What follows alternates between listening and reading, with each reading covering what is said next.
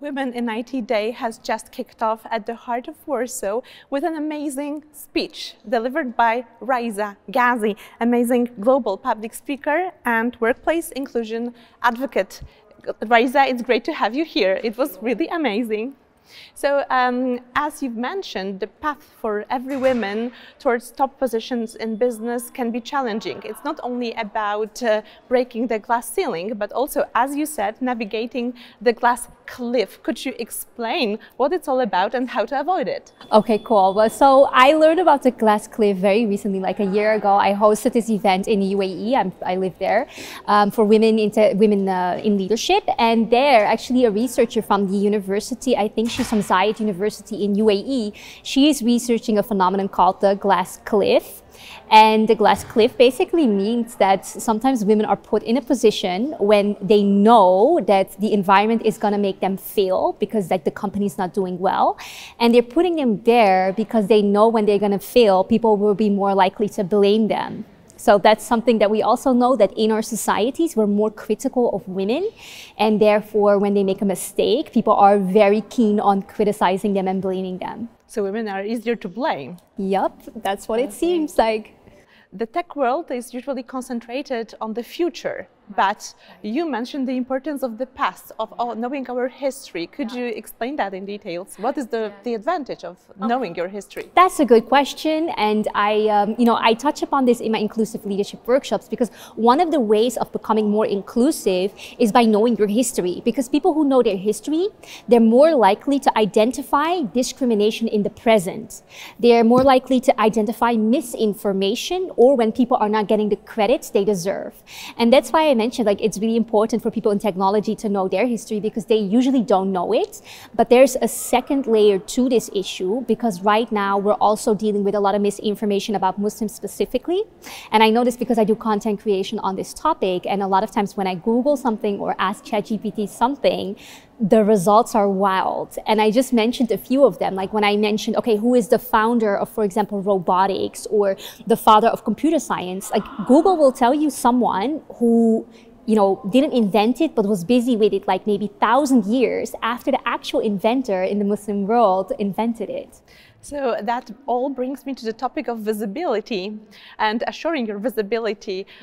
Do you have any recommendation, especially for women active on social media, how to build this visibility wisely? So basically in my Women's Leadership Strategy course, which I started off to empower women in technology, I say visibility is one of the most important things, because there's actually been a research in Silicon Valley about what made 240 senior leaders successful, and all of them agreed it wasn't good business results, it wasn't expertise, it was visibility.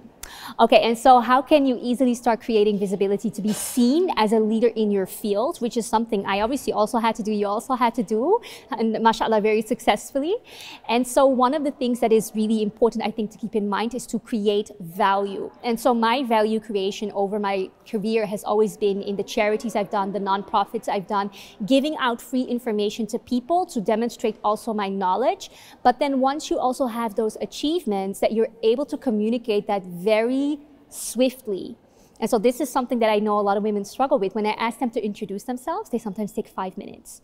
But like, it's something that you should be able to do in 30 seconds. And you'll always hear me everywhere. Within a few, like 10 seconds, 20 seconds, I can say, hey, I'm Raisa, global public speaker, 5 continents, work for some of the biggest companies in the world, and I'm a content creator or a lecturer.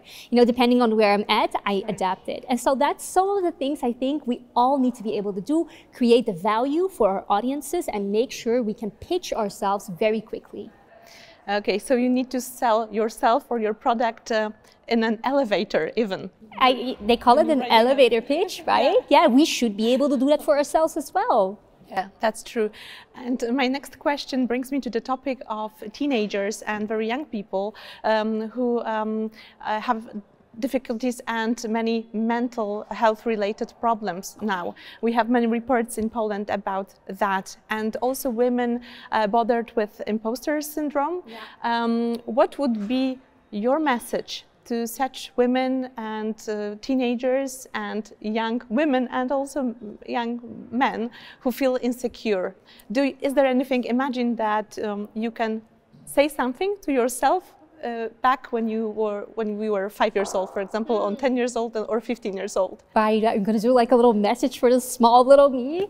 Okay, so you know, I was coincidentally just talking to one of the directors of Orange about this, and basically I would say ground your value in something else than being a woman, just a woman, or being in your career.